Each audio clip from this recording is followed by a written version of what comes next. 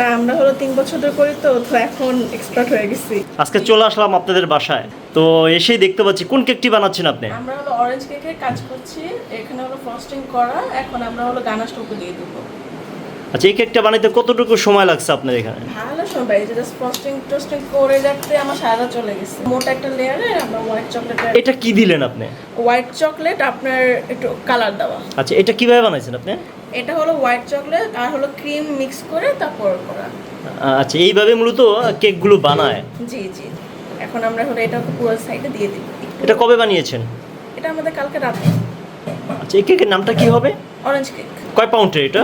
এটা প্রায় 2 পাউন্ডের কাছাকাছি। এই যে ভাই, আমরা এখন এটা আগে ফিনিশিং করে তারপর হলো আমরা ক্রিম দিয়ে ডিজাইন করব। এখন হলো ভাই আমরা হালকা একটু ডিজাইন করে দিচ্ছি। আচ্ছা, এটা কি ক্রিম দিচ্ছেন আপনি?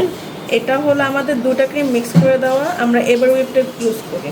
আচ্ছা, কাজটা কিভাবে শিখলেন? কত সুন্দরভাবে আপনি ডিজাইন করছেন। বা আমরা হলো 3 বছর ধরে করি তো এখন এক্সপার্ট হয়ে গেছি, খুব কম সময় এখন করে ফেলতে পারি। আর হলো এবার হুইপের দাম নর্মাল অনেক বেশি, মানে সব থেকে এক্সপেন্সিভ ক্রিম যেটা হয় আর কি, ওইটা। হয়ে গেল শেষ। কথা বলতে বলতে? হ্যাঁ শেষ। এটা কি আমাকে ডিপে রাখবেন নাকি? না, এটা আমাদের ফ্রিজে ছিল, এখন নর্মালে রেখে দেবো। হয়ে গেছে, কমপ্লিট। একদম শেষ।